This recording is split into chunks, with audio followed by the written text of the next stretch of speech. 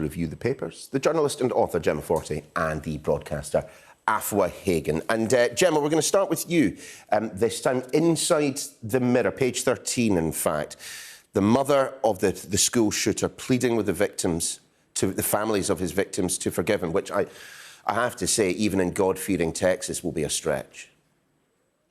Completely insensitive. I could not believe it when I read this.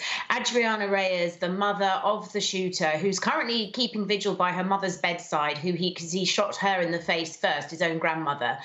The timing is preposterous. These parents who've just lost their innocent children will be reeling, grief-stricken, and quite frankly, where do they focus their anger on? You know, do they focus it on these senators who refuse to tighten up gun laws, let alone ban them outright? But now for her to be asking for forgiveness, it seems like a stretch. I'm old enough to remember when Stephen Lawrence's mother came out and forgave his killers. But some time had passed. She was a woman of faith. She had had time to process. It was her choice. And I think we all admired her greatly and were really blown away by her dignity. But I, for one, as a parent, also remember thinking, I don't think I could be that person. And if I had suffered this right now, and then this woman was asking me to spare even one iota of empathy for her son, I just can't even, I can't verbalize how angry I would feel. So I really think she should be keeping quiet. Yeah, I suspect we might not be hearing from her again for some time. Page 13 of The Guardian, Afua. I don't know if you've been following the trial, the Amber Heard Johnny Depp trial. I found myself sitting watching it and glued to it for a while. And then I realised that I was treating as entertainment, you know, some pretty serious allegations of sexual and physical assault. The Guardian suggesting that gender relations may well be on trial as well. And I think The Guardian could be right. I have been following the Amber Heard and Johnny Depp case, and the jury is out doing their deliberations. We had closing arguments yesterday. And you're right, this is a really serious case of intimate partner violence, of mutual violence between both parties. But what it seems here, when we're talking about gender relations, you know, in this case, it seems that in the court of public opinion, at least, and on social media, Johnny Depp has won and Amber Heard has lost. When we look at social media, for instance, like I talked about, on Twitter, the hashtags #MenToo and Johnny Depp have been trending. You know, on TikTok, at the beginning of this week, the hashtag I Stand With Amber Heard had 8.2 million views, but the hashtag Justice for Johnny Depp, had 15 billion views. And it seems here that there's so much more support out there for Johnny Depp than there is for Amber Heard. Now, there could be many reasons behind this. Because Johnny Depp was the one that brought the case, he got to go first. He got to give his evidence first. And after a few days of the trial, people kind of made up their own minds that he went first, he must be telling the truth. You know, there's also men's rights groups out there, anti-feminist groups online that are very well organized in their attacking of Amber Heard.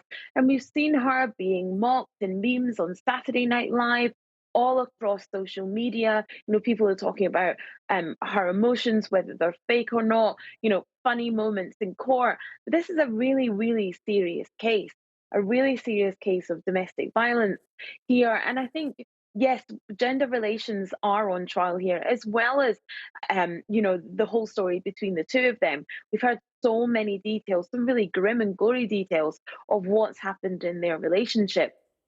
And, you know, who knows what the verdict will be. But I think it really will be a watershed moment. You know, Amber Heard had kind of portrayed herself as the leader of the Me Too movement, and Johnny Depp's lawyer, you know, sort of shot that down and saying it was the Me Too movement without Me Too, saying that she wasn't a victim. You know, only the two of them really know what happened between them, and it remains to be seen what the jury will say at the end of their deliberations. Yeah, and it looks like we'll have to wait a few days for that at the very least. Gemma, let's go inside the Telegraph. Interesting story, this. The NHS is being overloaded by patients who fear that their rash is monkeypox. I've seen some pictures of the reaction to monkeypox, so these people's rashes must be pretty gory. Absolutely. I looked at the first pictures of monkeypox and thought, no, thank you. That is not a good look. And I'm only making light because nobody has died of Yeah. monkeypox yet. I think it's really important to stress that. It's a member of the same family of viruses as smallpox. So we have vaccines that are already equipped to deal with this. So there are some positives within this revolting new virus that is spreading about. I think there's 90 cases in the UK so far. But I think understandably, there's a lot of COVID hysteria, and people are wanting to get checked out, and that is their right to go and make sure that what they've got isn't this thing.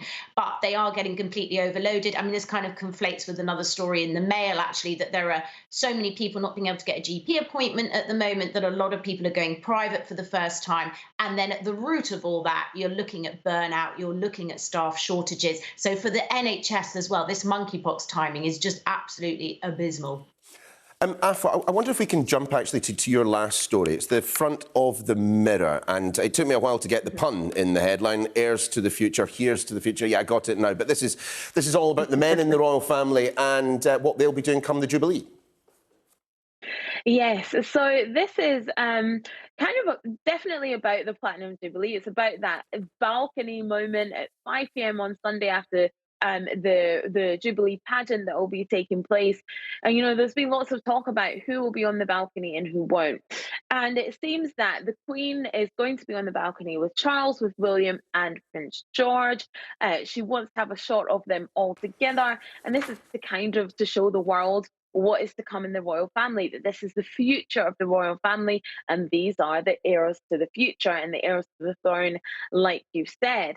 And lots be made about this particular balcony moment because Meghan and Harry won't be there. She said it's only for working royals, which I think is absolutely fair enough because it's the Queen's Platinum Jubilee. She should absolutely be able to decide, what happens on that day.